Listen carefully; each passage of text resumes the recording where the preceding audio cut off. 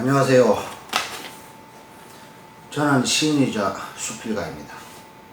80년대 말부터 하온이라는 필명으로 활동하다가 지금은 동암이라는 필명으로 바꿔 활동하고 있습니다. 정확하게 말씀드리면 동암, 하온 같이 사용하고 있습니다. 제가 본 강의를 시작하게 된 동기는 시에 관심이 있는 분들이 시에 대해 알고 싶어도 시를 배울 만한 마땅한 곳이 없다는 말을 듣고 시에 관심이 있는 분들에게 조금이나마 도움이 된다면 좋겠다 생각하여 강의를 시작하게 되었습니다. 오늘 이 강의가 첫 강의입니다. 이 강의가 시에 관심이 있는 분들에게 조금이나마 도움이 된다면 저에게는 더 없는 영광이겠습니다. 먼저 시를 좋아하고 시를 읽어야 하는 이유, 그리고 시를 쓸 때 금기사항에 대해서 알아보도록 하겠습니다. 시를 쓸 때 절대로 해서는 안 되는 사항이 금기사항입니다. 이것은 매우 중요하니까 관심을 가지고 보시기 바랍니다. 먼저 시를 좋아하고 시를 읽어야 하는 이유, 이것을 한마디로 이야기하면 자기 힐링입니다. 곧 자기 자신의 행복을 찾는 겁니다.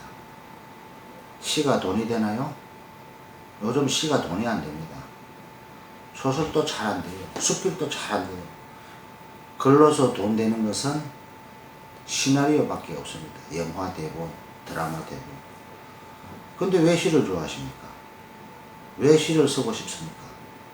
왜 또 이 강의를 보고 관심을 가지십니까? 그것은 돈을 떠나서 그냥 시가 좋아서 보시는 걸로 알고 있습니다. 그렇죠?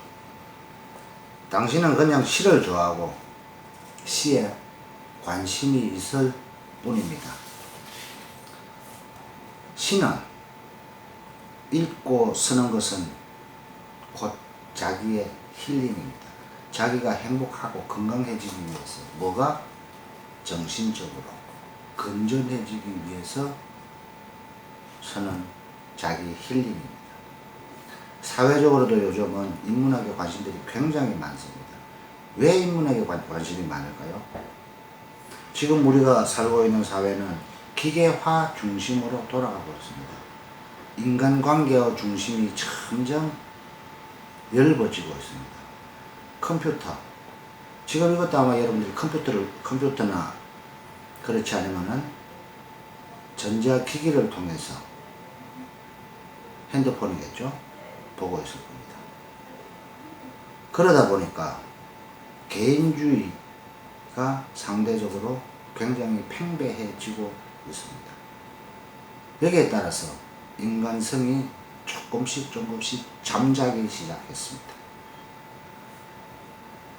인문학을 좋아하는 것은, 인문학을 강조하는 것은 생각만이라도 사람답게 살아보자 라는 것으로 인문학이 지금 굉장히 대두되고 있습니다. 시도 인문학의 한 장르입니다. 시를 읽고 시를 쓰고 생각하고 하는 것들이 인간성 회복에 많이 도움이 됩니다. 시도 인문학의 일부로서 생각을 하게 만들잖아요. 감성을 건드리잖아요. 때문에 인간성 회복에 많이 도움이 된다. 인간성 회복이란 건 뭘까요? 인간성 회복이란 첫째, 자기 정화입니다. 자기 정화, 자기 마음을 깨끗하게 하고 맑게 하는 겁니다.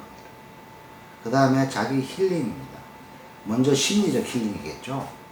심리적 힐링 다음에는 육체적 힐링이 반드시 따라옵니다. 시를 좋아하는 사람들은 시를 통해 자기 자신의 영혼을 맑게 하고 정화시키며 또한 그에 따라서 스트레스를 줄일 수 있습니다. 곧 영혼의 건강을 회복하고 감성을 풍부하게 하고 생각을 순화시키면 육체적 건강은 자연히 따라옵니다. 건강한 정신에 건강한 육체가 깃든다는 말이 있죠. sound mind and sound body. 건강한 정신에 건강한 육체가 깃든다, 이런 뜻입니다. 서양 격언이죠. 시는 영혼을 중화시킨다고 하는 데는 아마 이의가 있는 사람이 별로 없을 것입니다. 시를 좋아하고 시를 쓴다는 것은 남을 위해서가 아닙니다. 자기 자신을 위한 것입니다. 자기 자신의 행복을 위해서입니다. 자기가 쓴 시가 타인에게 읽혀지고 자기 자신이 쓴 시가 책으로 출판된다는 것들은 부수적인 효과입니다. 주는 자기의 행복입니다. 이 강의를 보시는 시를 좋아하는 분들 중에는 그 시를 읽고 하는 그 시간만은 다른 잡념 없이 심리적으로 평온하다는 것을 경험했을 겁니다. 맞죠? 분명히 그런 분들이 있을 겁니다. 인간성 회복 후 둘째, 마음의 여유를 가지는 겁니다. 우리 참 마음의 여유가 별로 없죠? 항상 쫓기고 살아가고 있습니다. 각박하게 돌아가는 사회 시스템이 뭡니까? 기계처럼 돌아가는 거죠. 그 속에서 우리의 마음은 참 여유를 많이도 잃어버렸습니다. 이제 이 강의를 보시는 분들은 시를 통해서 저와 함께 잃어버린 마음의 여유를 찾아보도록 합시다. 분명히 찾을 수 있을 겁니다. 인간성 회복 후 셋째, 마음의 여유를 찾고 나면 스스로 저지른 실수에 대해 이해하고 용서할 수 있게 됩니다. 자기 자신을 용서할 수 있게 됩니다. 또한 다른 사람의 실수에 대해서도 이해할 수 있고 용서할 수 있습니다. 이해하고 용서할 수 있다는 것은 실수에 대한 미움과 괴로움, 이런 것들이 줄어든다는 겁니다. 미움과 괴로움이 줄어드는 만큼 반대로 행복은 늘어납니다. 미움과 괴로움이 줄어든 것보다 행복은 더 많이 늘어날 수도 있습니다. 아마 그렇겠죠? 네, 인간성 회복은 넷째, 자신을 용서하고 이해할 수 있다면 자신을 사랑할 수 있습니다. 자신을 사랑할 수 있는 자만이 다른 사람도 사랑할 수 있습니다. 이런 말이 있었죠. 자신을 사랑할 수 있다면 가족을 사랑할 수 있고, 나아가 당신의 이웃을 사랑할 수 있습니다. 이것이 바로 인간성 회복의 결과입니다. 더 나아가 인간성 회복의 궁극적인 목표는 무엇일까요? 자기 자신이 행복해지는 거예요. 바로 당신이 행복해집니다. 인간성 회복을 통해서. 이제 인간성 회복에 도움이 되는 인문학의 한 장르인 시에 대해 생각해 보기로 하겠습니다. 시는 인문학의 한 장르라고 했습니다. 시가 뭔가요? 시는 예술 중에서 가장 쉽고 가장 어려운 예술의 한 장르입니다. 시가 예술이 맞죠? 시가 예술인가요? 시가 예술인지 아닌지 한번 생각해 봅시다. 시가 문학인 것은 맞죠? 문학이 맞다면 문학작품이다 라고들 이야기합니다. 문학작품, 예술작품, 시도 작품입니다. 그렇죠? 시를 쓰는 사람을 시인이라 합니다.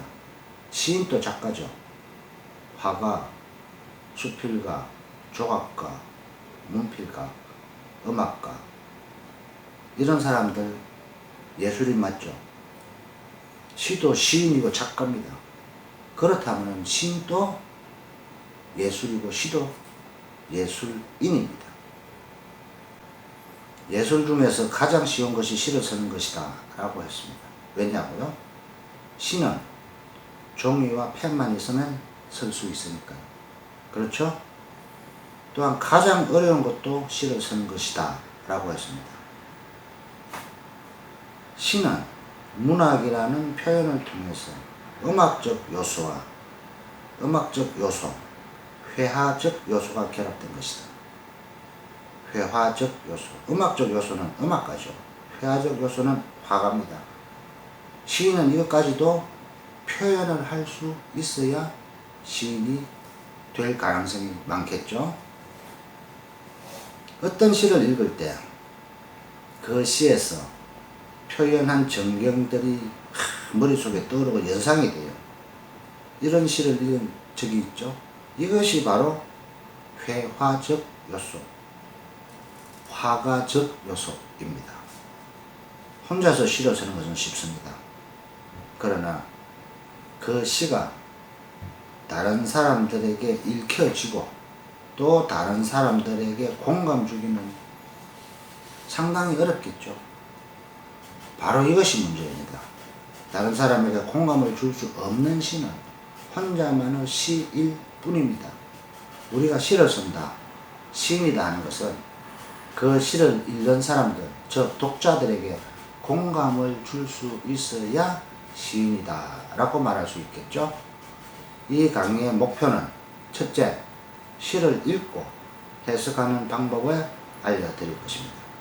즉 시 감상법을 알려드릴 것입니다. 둘째, 시를 쓰는 방법에 대해 구체적으로 생각해 보도록 하겠습니다. 본 강의에서 강의할 내용을 잠깐 소개해 드리겠습니다. 먼저 시란 무엇인가에 대해서 생각해 보도록 하겠습니다. 시의 종류도 여러 가지가 있습니다. 그 중에서도 현대적인 시는 자유시를 많이 쓰고 있습니다. 시의 표현 기법, 시를 어떻게 표현할 것인가에 대해서 생각해 보도록 하겠습니다. 시의 특징, 시에서만 쓰는 특징적인 시가 있습니다. 다른 소설이나 이런 데 쓰지 않고 시에서만 표현할 수 있는 표현 방법이 있습니다. 그것을 시어라고 합니다. 이것을 1, 2로 나누어서 생각해 보도록 하겠습니다. 내가 그 다음에 시의 주제, 시인이 시를 쓰고자 하는 사람이 시상이 떠올랐어요. 뭐에 대한 시상인지, 그 주제를 어떻게 표현하느냐에 대해서 생각해 보도록 하겠습니다. 시의 구성과 시의 구조에 대해서 생각해 보도록 하겠습니다. 그 다음에 시의 운율, 음악적 요소입니다. 시의 운율에 대해서 생각해 보도록 하겠습니다. 심상, 요거 앞에서 말했다시피 회화적인 이미지, 마음속에 일어나는 그 이미지에 대해서 시에서 어떻게 표현할 것인가에 대해서 생각해 보도록 하겠습니다. 시의 화자, 시에서 말하는 그 사람, 소설로 표현하면 소설에 등장하는 인물이 되겠습니다. 여기에 대해서 생각해 보도록 하겠습니다. 시의 정서에 대해서 생각해 보도록 하겠습니다. 그리고 시의 어조, 말하는 투지요, 말투지요, 여기에 대해서 생각해 보도록 하겠습니다. 서정적 자에 대해서 생각해 보도록 하겠습니다. 시를 어떻게 감상하느냐, 시 감상법에 대해서 생각해 보도록 하겠습니다. 그 다음에 우리나라의 유명한 명시에 대해서 감상을 실제로 해 보도록 하겠습니다. 명시를 읽고 그 명시에 대해서 해석을 해 보도록 하겠습니다. 이것도 시를 공부하고 시를 쓰시는 분들에게 매우 중요한 것 중에 하나입니다. 학교에서 배우고 인터넷이나 이런 데 보면은 시 감상의 어떤 특정한 시에 대해서 감상, 해석이 있는데 그것은 그분들의 해석이고 그분들의 감상입니다. 시 감상은 여러분 나름대로 여러분이 독창적으로 할 수 있을 때 시를 쓰고 시를 읽는 데 대해서 상당히 도움이 될 것입니다. 이 강의를 시청하는 분들은 아마도 시에 관심이 많으신 분들일 겁니다. 그리고 한 번쯤은 습작을 해 보셨을 겁니다. 시를 한번 써보셨을 겁니다. 혼자서. 본격적인 강의 들어가기 전에 시를 쓸 때 해서는 안 된 사항, 금기사항이죠. 절대로 이렇게 해서는 안 된다 하는 것들을 먼저 생각해 보도록 하겠습니다. 이것은 매우 중요한 겁니다. 관심 있게 봐주시기 바랍니다. 시를 쓸 때 금기사항, 첫째, 표절하지 마라. 이건 뭐 너무나 당연하지만 꼭 또 시를 습작하고 시를 쓰는 사람들이 그렇게 하지 않고 있어요. 어떤 시인이 쓴 시 중에 정말로 마음에 드는 시구가 있어요. 이것을 사용하고 싶어요. 그래도 사용하지 마십시오. 참으십시오. 이것은 표절입니다. 표절이 나쁘다는 것은 여러분도 다 아마 아실 겁니다. 심하게는 저작권에 걸릴 수도 있습니다. 두 번째, 의성어를 쓰지 마라. 기성시인들도 이런 것을 많이 해요. 퐁당퐁당 빵빵 바람이 쏴 분다. 이런 의성어는 성인의 시에서는 절대 사용하지 마십시오. 이건 동시에 쓰는 거예요. 하지만은 절대 사용하지 마라 했지만은 반드시 필요할 때는 아주 제한적으로 사용해야 됩니다. 그 다음에 단어를 반복하지 마라. 시에서 같은 단어를 계속 반복하는 사람들이 있어요. 이건 안 되겠죠? 서술형으로 표현하지 마라. 시는 간결하고 함축적인 언어를 사용하는 것입니다. 예를 들어 나는 차를 타고 마을로 갔습니다. 이렇게 서술하는 것은 시에서는 어울리지 않는다. 사용해서는 안 된다. 그런 것입니다. 형용사를 반복하지 마라. 수사, 미사 여구 이런 것들을 너무 반복적으로 나열하지 마라. 예를 들어서 장미를 표현할 때 정열적인 빨간 아름다운 장미 이렇게 표현하지 말라는 거예요. 정열적인 장미 혹은 빨간 장미 혹은 아름다운 장미 이렇게 간결하게 표현하라. 시에서는 간결과 함축 매우 중요합니다. 맞춤법을 준수하라. 좀 우습죠? 사전에 없는 단어를 사용하지 마라. 좀 우습죠? 맞춤법도 모르고 사전에 뭐 없는 단어도 사용하지 마라 했는데 이런 사람이 있을까? 좀 우습다는 생각을 하시는 분들이 있을 겁니다. 그러나 소위 등단했다는 시인들이 맞춤법도 모르고 뛰어서는 것도 모르고 사전에 없는 단어를 쓰고 이런 경우가 굉장히 많습니다. 부끄러운 줄 알아야 돼요. 여러분이 생각하는 것처럼 이것은 아주 초보적인 거예요. 자기가 조금만 관심을 기울인다면은 이런 것들은 얼마든지 해결할 수 있는 겁니다. 사전을 찾아본다든가. 사전 중에서도 요즘은 오프라인 책 사전이 있고 컴퓨터 사전이 있죠. 핸드폰에도 사전이 인터넷 등으로 다 나옵니다. 이런 것들을 조금만 신경을 쓰면 되는데 신경을 안 쓰고 그대로 자기 생각나는 대로 후룩 쓰고 그것을 발표를 해버립니다. 아무리 컴퓨터고 핸드폰이고 이런데 발표를 하지만 아무리 그래도 이거는 절대로 자기 자신이 부끄러운 줄 알아야 됩니다. 이 정도는 지켜야 됩니다. 그래서 사실은 이 강의를 시작하게 된 동기인지도 모릅니다. 마지막으로 다른 사람의 시풍을 따라하지 마라. 시가 뭐냐고요? 시는 자기 영혼의 표현입니다. 자기가 갖고 있는 영혼의 표현입니다. 영감을 받는다는 거죠. 시에 영감을 받는다. 영혼의 감정이 영감입니다. 자기 영혼을 표현해야지 남의 시풍을 따라해서는 안 된다. 시는 옷하고 비슷한 거예요. 어울리지 않습니다. 그렇게 하는 건. 그래서 시는 자기만의 시를 써야 합니다. 절대 다른 사람의 시풍을 따라하거나 해서는 안 됩니다. 이것은 매우 중요하고 또 중요합니다. 따라서 시를 쓸 때 금기사항 이것은 추후에 더 자세하게 다룰 계획입니다. 오늘 첫 강의는 시에 대해서 소개 비슷하게 하고 넘어갔습니다.